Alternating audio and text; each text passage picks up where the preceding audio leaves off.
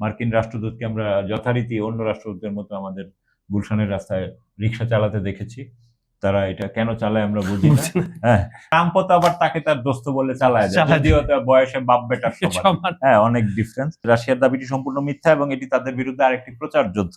Communism ক্যান্সারের মতো। চীনে ভগ্নাংশ আছে, পুঁজিবাদের দিকেই তারা ধাবিত। ট্রাম্প টের পাচ্ছে যে সমাজবাদী বা মুক্তিকামী মানুষকেই এখন সে আসলে কমিউনিজম বলছে। সুপ্রিয় দর্শক, খবর সংযোগ টক শোতে আপনাদের স্বাগতম। কেমন আছেন আপনারা? নিশ্চয়ই ভালো, আমরাও ভালো রয়েছি। আপনাদের সঙ্গে রয়েছে আমি কাজল হায়দার, আর আমার সঙ্গে আজকে স্টুডিওতে রয়েছেন সিনিয়র সাংবাদিক আহমদ আতিক। আতিক ভাই, খবর সংযোগ টক শোর দর্শক, দেশের এবং দেশের বাইরের দর্শক যে শ্রোতা রয়েছেন এবং আমাদের তরফ থেকে আজকের অনুষ্ঠানে আপনাকে স্বাগত জানাচ্ছে। দর্শক শ্রোতাদেরও আমাদের পক্ষ থেকে স্বাগত।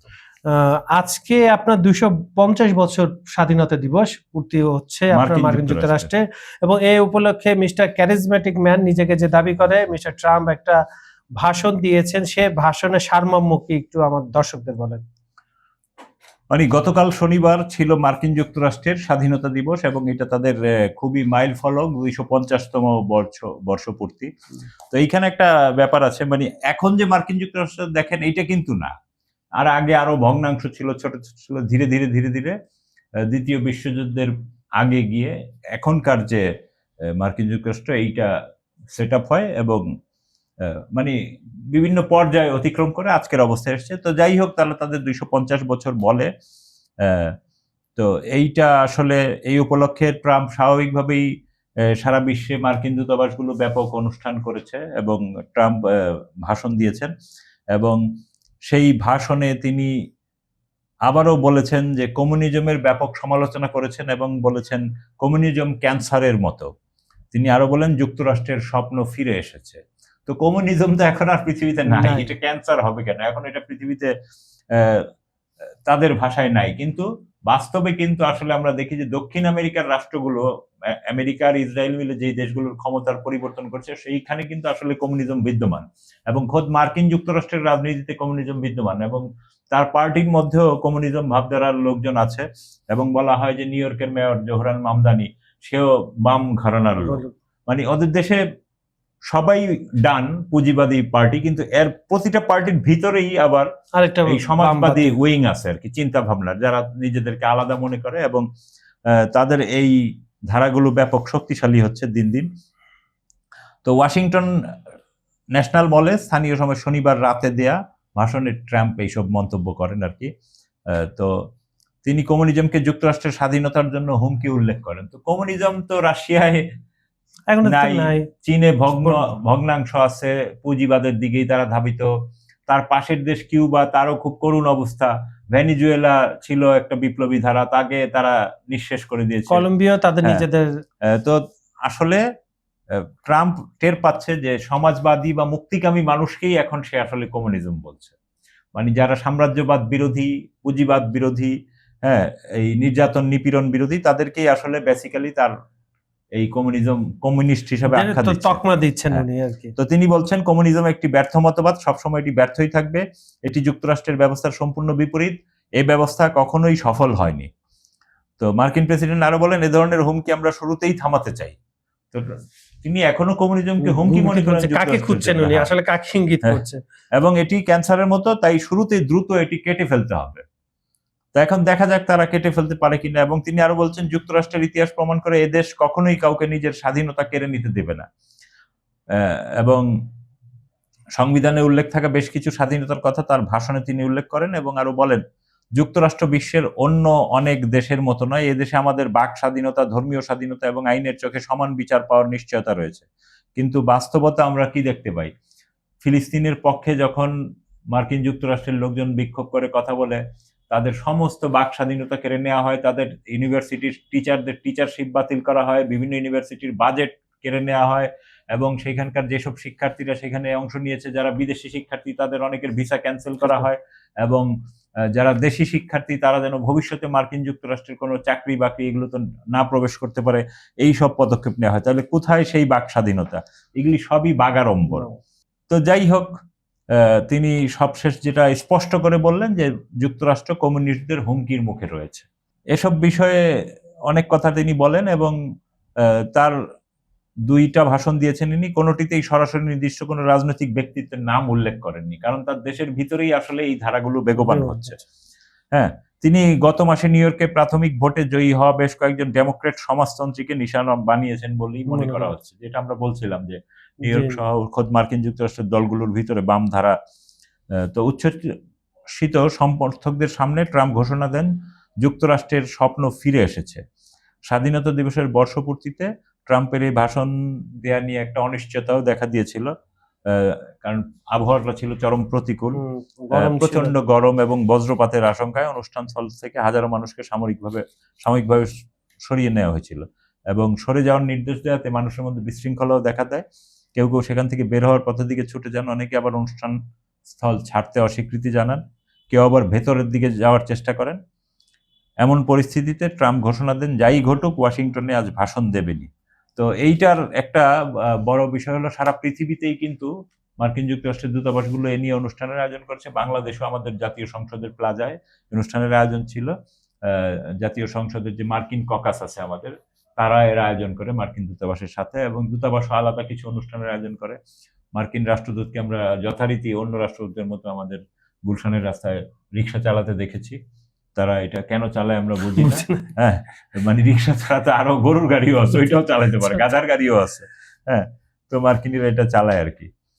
তো এই হলো মার্কিনীদের অবস্থা। একটু রাশিয়ার দিকে জানতে, রাশিয়া আমরা বলেছিলাম গতকাল একটা জায়গা তার দখল আমরা করেছে। কোস্তিয়ান তিনিপকা দখলের রাশিয়ান দাবি দেখেছি আমরা ভিডিওতে। মানে এটা তো আসলে আমরা নিজেরা বলি না, আমরা সংবাদ মাধ্যমে যা দেখি, এবং সেইখানকার বিভিন্ন ভবনে রাশিয়ান পতাকা উড়িয়েছে সেটা দেখেছি। যদিও জেলেনস্কি গতকালও দাবি করেছিলেন যে না, এটা দখল হয়নি, আজকেও আবার পুনরায় তিনি এবং তার জেনারেল স্টাফ সেই দাবি প্রত্যাখ্যান করেছেন। যুদ্ধের মতো আজকে পাল্টাপাল্টি দাবি চলতেছে, এলো কথা। তো তারা বলেছেন যে, মানে গতকাল তারা এটা বলেছেন যে রাশিয়ার দাবিটি সম্পূর্ণ মিথ্যা এবং এটি তাদের বিরুদ্ধে আরেকটি প্রচার যুদ্ধ। হ্যাঁ, এবং কোস্তিয়ান তিনিপকা সত্যিই যদি রাশিয়ার নিয়ন্ত্রণে থাকতো তাহলে যুদ্ধের কূটনৈতিক সমাধান নিয়ে আলোচনা করতে পুতিনের সেখানে তার সঙ্গে দেখা করতে কোনো বাধা থাকতো না। তো ইউক্রেনের জেনারেল স্টাফও জানিয়েছেন তাদের বাহিনী এখনো শহরের ভিতরে এবং প্রবেশপথগুলোতে সফলভাবে প্রতিরক্ষামূলক অভিযান পরিচালনা করছে। ঠিক একইভাবে তাদের বক্তব্য প্রত্যাখ্যান করেছে রাশিয়া। ক্রেমলিনের মুখপাত্র দিমিত্রি পেসকভ জেলেনস্কির মন্তব্যকে বিদ্রূপ করে বলেন, কোস্তিয়ান তিনিপকা ইতিমধ্যেই রাশিয়ার অংশ। একই সঙ্গে তিনি জেলেনস্কিকে মস্কোতে এসে প্রেসিডেন্ট ভ্লাদিমির পুতিনের সাথে সাক্ষাতের আগের আমন্ত্রণের কথাও স্মরণ করিয়ে দেন। তো রাশিয়ার প্রতিরক্ষা মন্ত্রণালয় দাবি করেছে শহরটির পূর্ণ নিয়ন্ত্রণ এখন তাদের হাতে এবং সেইখানে অবশিষ্ট ইউক্রেনীয় প্রতিরোধ দমন করা হচ্ছে। তারা জেলেনস্কির কথাকে কিছুটা সায় দিয়েছে যে এখানে এখনো কিছু প্রতিরোধ হচ্ছে, বিভিন্ন চোরাগুপ্তা হামলা হচ্ছে, ওগুলাকে এখন রাশিয়ানরা নির্মূল করছে। পাশাপাশি নিহতদের ইউক্রেনি সেনাদের মরদেহ হস্তান্তরের জন্য মানে আগামীকাল সোমবার 6 ঘন্টার মানবিক যুদ্ধবিরতির প্রস্তাব দিয়েছে রাশিয়া। তো আমরা যদি আসলে যুক্তি দিয়ে দেখি তাহলে রাশিয়ার কথাটাই বিশ্বাসযোগ্য, কারণ সে 6 ঘন্টার যুদ্ধবিরতি করছে, তার মানে ইউক্রেনের দাবিটা এখানে যুক্তিতে ধোপে টিকে না আর কি। তো এই প্রস্তাবের বিষয়ে জানতে ইউক্রেনকে মানে রাশিয়ানরা যে 6 ঘন্টা সময় দিচ্ছে, এটা আজকে মানে দুপুরের মধ্যে জানাতে বলছে আর কি, যে তারা লাশ এইভাবে নিবে কিনা। তার মানে যে আসলে বোঝা যাচ্ছে যে ইউক্রেনই এখানে প্রচারণা যুদ্ধ চালাচ্ছে। আর দোনেস্ক অঞ্চলের যে ইউক্রেনীয় প্রতিরক্ষা বলের অন্যতম প্রতিরক্ষা শহর, এটা আমরা তো আগেই বলেছি, এবং এটি যদি সত্যি রাশিয়ানদের নিয়ন্ত্রণে চলে যায় ইউক্রেনীয় প্রতিরক্ষায় বড় ধরনের চাপ সৃষ্টি হবে এবং উত্তরাঞ্চলের দিকে অগ্রসর হওয়ার সুযোগ আরো বাড়বে। মানে কার্যত ইউক্রেনের এই শহরের কারণেই ইউক্রেনিয়ানরা অন্তত 1000 কিলোমিটারের মতো এলাকা হারাতে পারে।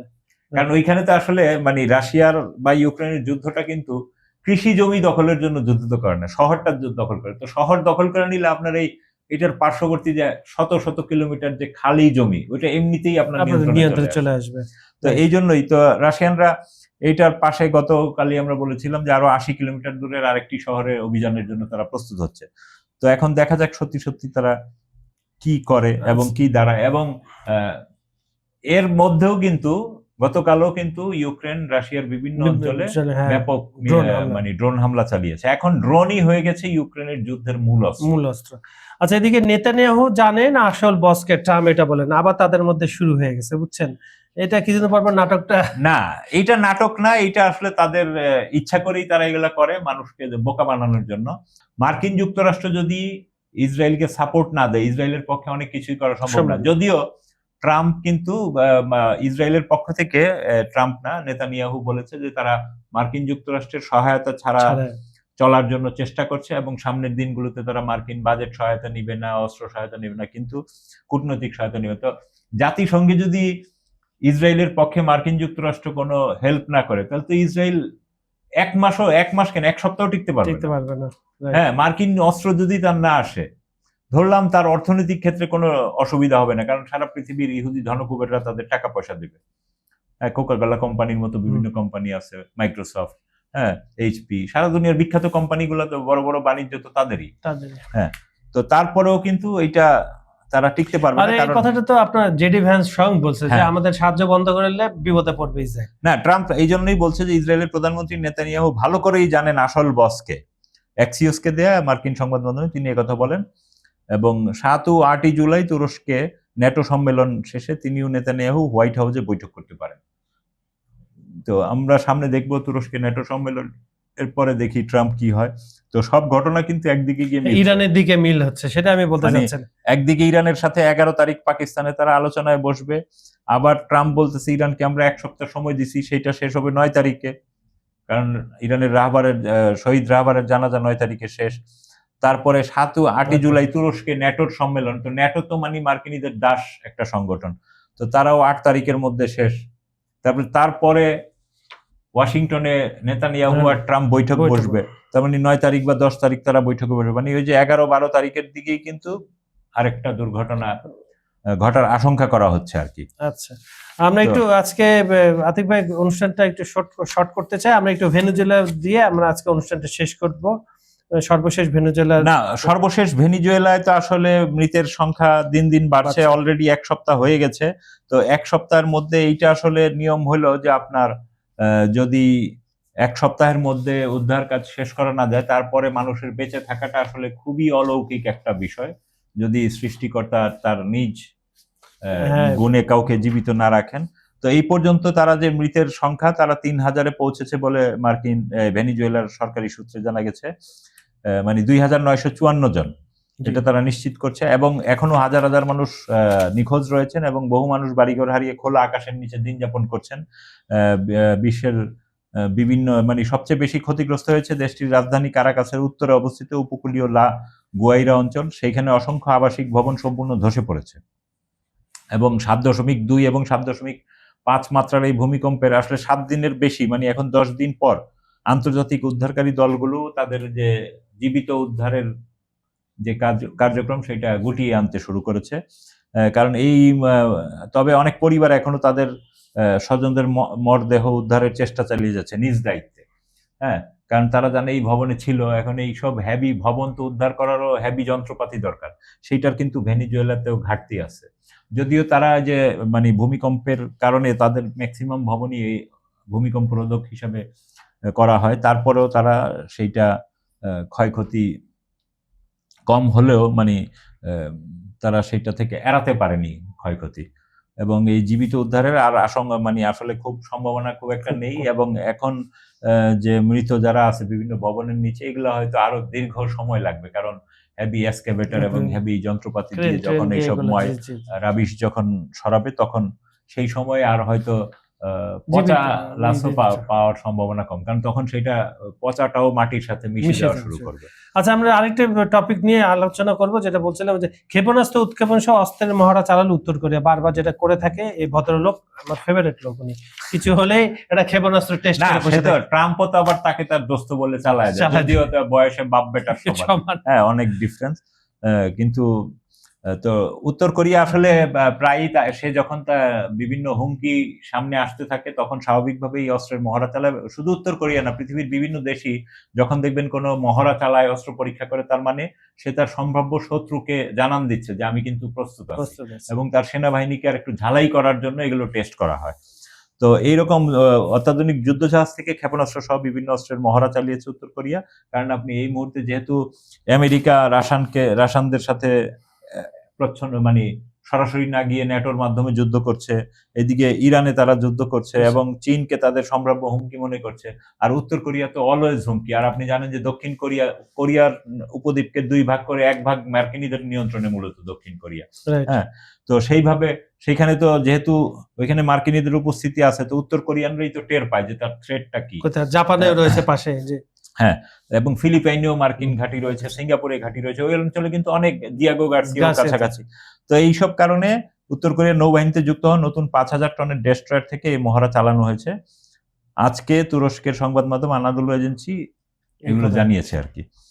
তো দেশটির এদিকে কোরিয়ার যে রাষ্ট্রীয় সংবাদ মাধ্যম তারাও জানিয়েছে উত্তর কোরিয়া 5000 টনের একটি ডেস্ট্রয়ার থেকে কৌশলগত ক্রুজ ক্ষেপণাস্ত্র এবং অন্যান্য অস্ত্রের পরীক্ষা চালিয়েছে এবং কিম জং উনের তত্ত্বাবধানে এই পরীক্ষাগুলো সম্পন্ন। এবং কোরিয়ান সেন্ট্রাল নিউজ এজেন্সি জানান যে গত শুক্রবার পরশুদিন গেল কাংকন ডেস্ট্রয়ার থেকে একটি ক্রুজ ক্ষেপণাস্ত্র, নৌকামান, স্বয়ংক্রিয় বন্দুক এবং ইলেকট্রনিক্স যুদ্ধ সরঞ্জামের পরীক্ষা পর্যবেক্ষণ করেছেন এবং আগামী 2 মাসের মধ্যে তিনি যুদ্ধজাহাজটিকে দেশের নৌবাহিনীতে অন্তর্ভুক্ত করার নির্দেশ দিয়েছেন। এবং প্রাথমিকভাবে জলে নামার সময় কাংকম নামের এই ডেস্ট্রয়ারটি দুর্ঘটনার শিকার হয়েছিল। এর প্রায় 1 মাস পর গত বছরের জুনে পিয়ংইয়ং ডেস্ট্রয়ারটি আবার উদ্বোধন করে। তো দক্ষিণ কোরিয়ার সেনাবাহিনী আবার জানিয়েছে যে শুক্রবার যুদ্ধজাহাজটি থেকে পূর্ব সাগরের দিকে উত্তর কোরিয়ার একটি ক্রুজ ক্ষেপণাস্ত্র নিক্ষেপের ঘটনা তারা শনাক্ত করেছে এবং সিউল ও ওয়াশিংটন বিষয়টির বিস্তারিত বিশ্লেষণ করছে। তো এর মাধ্যমেই তো বোঝা যাচ্ছে যে আসলে তারা কতটা উদ্গ্রীব আছে এই ব্যাপারে। তো কোরিয়া মূলত এর মাধ্যমে নিজেদের যুদ্ধ সক্ষমতাকে আবার যাচাই করছে, যাতে মার্কিন বা ওইদিকের কারো হামলার মুখে তারা এটা এদিকে ভালো করতে পারে। ধন্যবাদ আতিক ভাই সুন্দর বিশ্লেষণ করার জন্য। সুপ্রিয় দর্শক, আজকের টকশোটা আপনাদের কেমন লাগলো আমাদেরকে কমেন্টে জানাবেন। আমাদের ভিডিওগুলো লাইক, কমেন্টও শেয়ার করবেন পুরোটা দেখে। আন্তর্জাতিক যে কোনো বিষয় আপনারা যদি জানতে চান আমাদেরকে মেইল করেন বা কমেন্টে লিখেন, আমরা সে বিষয় নিয়ে অবশ্যই অনুষ্ঠান করব। পৃথিবীর কোন প্রান্ত থেকে আমাদের অনুষ্ঠানগুলো আপনি উপভোগ করেন সে দেশের নাম, জায়গার নাম, আপনার নাম কমেন্টে লিখে দেন। বিজ্ঞাপন প্রমোশনের জন্য ডেসক্রিপশনে দেওয়া কিছু নাম্বার আছে, সেখানে আপনারা যোগাযোগ করতে পারেন। এবার আজকের মতো অনুষ্ঠানটা এখানে শেষ করছি। সবাই ভালো থাকবেন, সুস্থ থাকবেন। আল্লাহ হাফেজ।